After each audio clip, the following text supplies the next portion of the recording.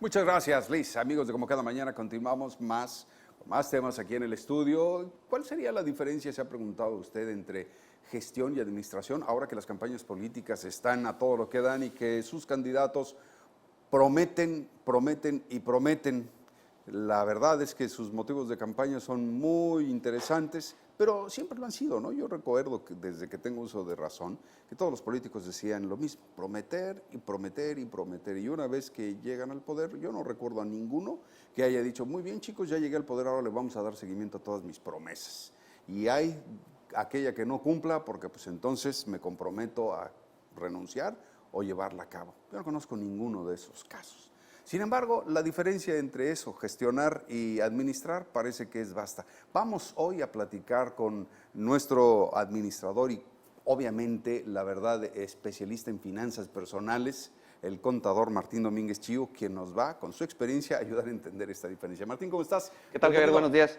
Gracias. Sí es a veces hasta los mismos políticos cuando están prometiendo lo confunden, ¿no? El término gestionar con el término administrar, porque ya en materia de administración pública la gestión es muy diferente a la administración. La administración es la obligación que tienen todos los ayuntamientos de proporcionar los servicios que normalmente, por orden de ley, tienen que prestar. Ejemplo, las actas de nacimiento, por ejemplo. El emitir actas de nacimiento es pues administrar toda una serie de cosas que siempre se van a seguir dando, los divorcios o los matrimonios, lo que tiene que ver con registro civil, o el mismo servicio público que está obligado a prestar la autoridad, como lo es la recolección de basura, las lámparas, el bacheo, todo lo demás.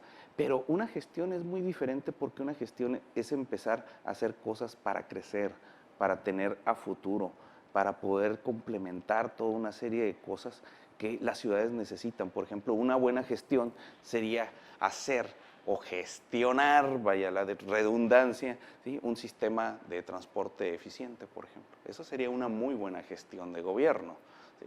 Pero simple y sencillamente dejar las cosas como están, que el transporte siga igual de desordenado, todo, pues eso no es gestionar, eso es administrar el problema. Y así hay políticos que están prometiendo una gestión mejor en base a los servicios que se tienen que dar. Si ahorita estamos viendo algunas personas que nos dicen, ahora sí, yo sí voy a tapar los hoyos. Y ahora sí, eso es parte de lo que tienes que hacer como administrador, no es una gestión.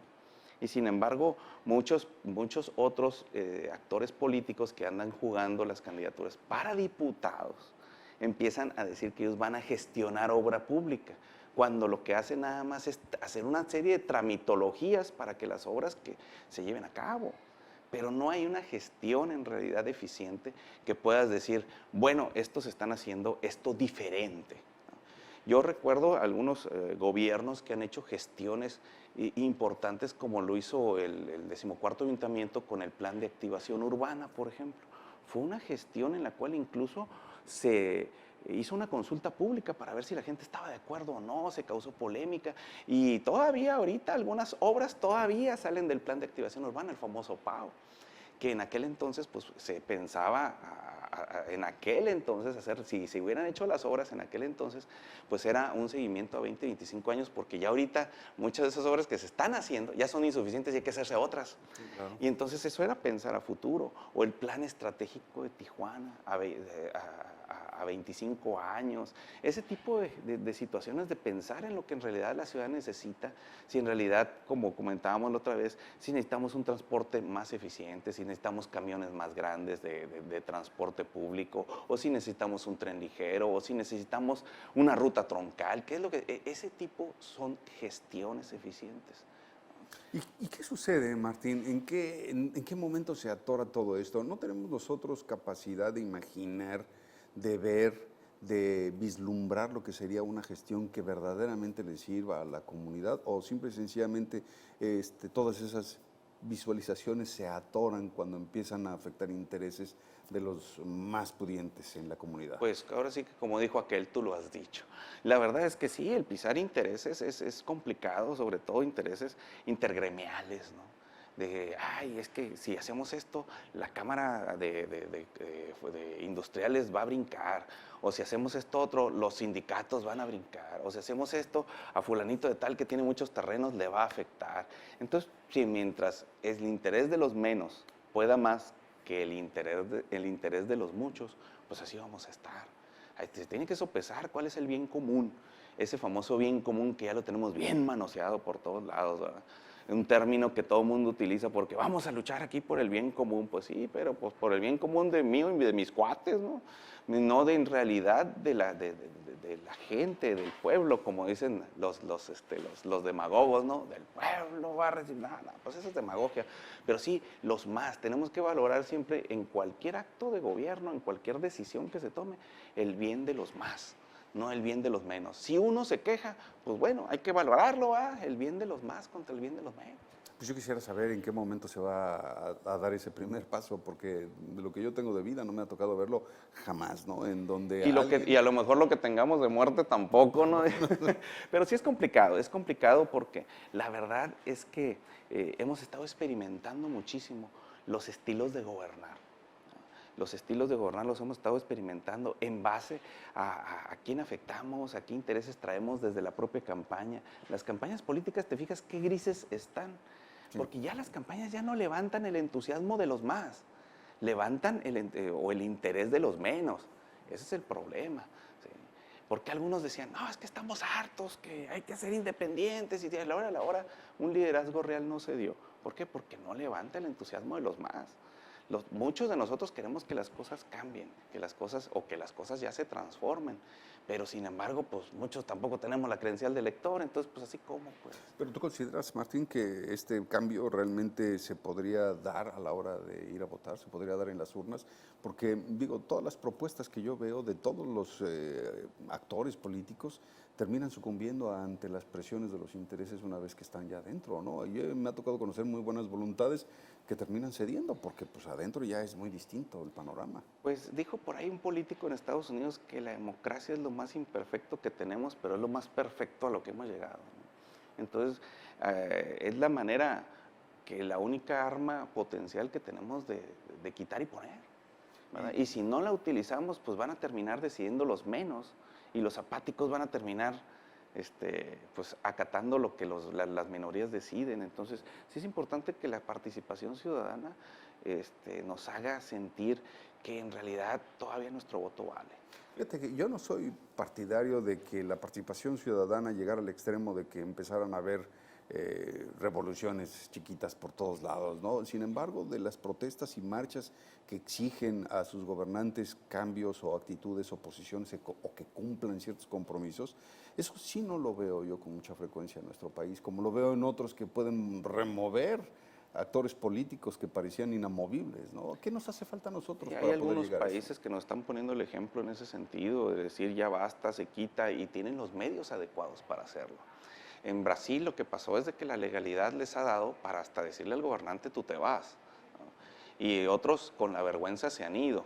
Entonces, pero aquí desgraciadamente pues no tienen vergüenza y las leyes tampoco están condicionadas para que la gente se vaya, los que están gobernando mal. Entonces, mientras no tengamos los medios propicios para poderlo hacer y mientras las legislaturas sigan en esos jaloneos de conveniencia y que mejor párale y lo negociamos y mira, te doy mejor esto, pero ya no le sigas con este tema, pues así vamos a estar. No se va a lograr a legislar en realidad nada para que la salida de esos funcionarios que no tienen vergüenza, pero que tampoco tienen capacidad, pues se vayan de aquí. Pero estos países que nos están poniendo el ejemplo algo hicieron, ¿no? O sea, ¿cómo lograron legislar?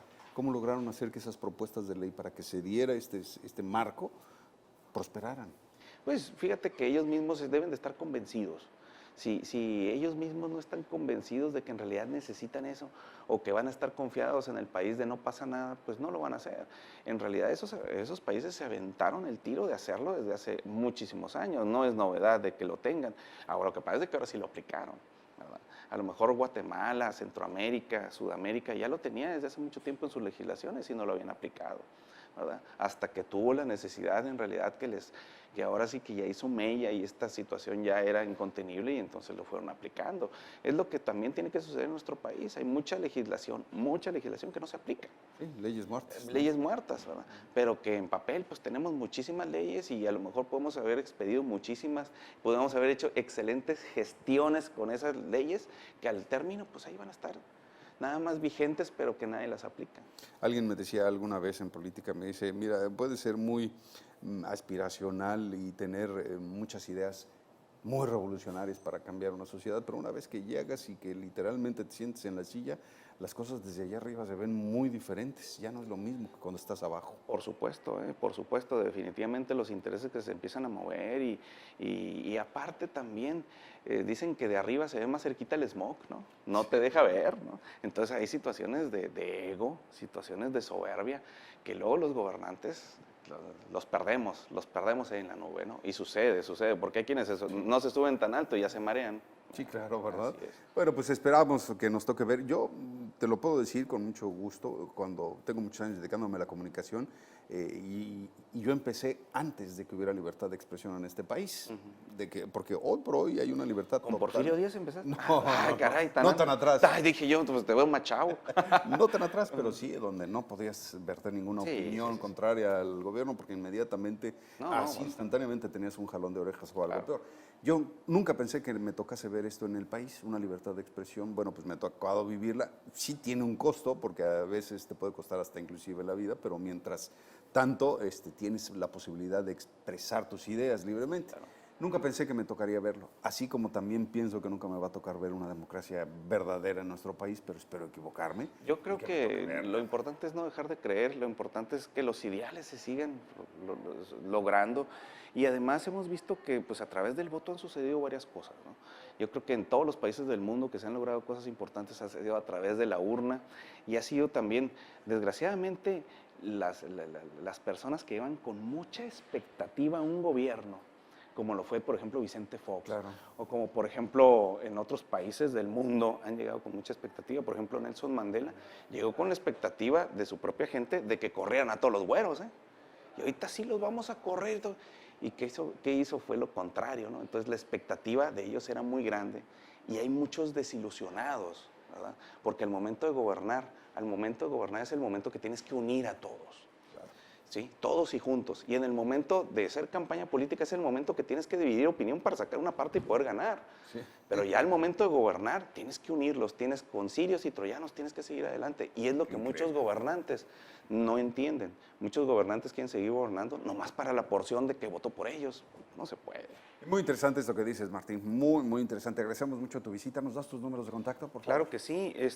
Pues en redes sociales, Facebook sobre todo, Martín Domínguez Chiu, experto en finanzas personales. Con mucho gusto ahí seguimos recibiendo sus sugerencias para poder tocar temas aquí en Como Cada Mañana. Martín Domínguez Chiu, nuestro asesor en finanzas personales. Gracias por tu visita, Martín. Te Gracias, esperamos Javier. la próxima semana. Primero Dios. Ángel, estamos contigo. ¿Qué nos tienes?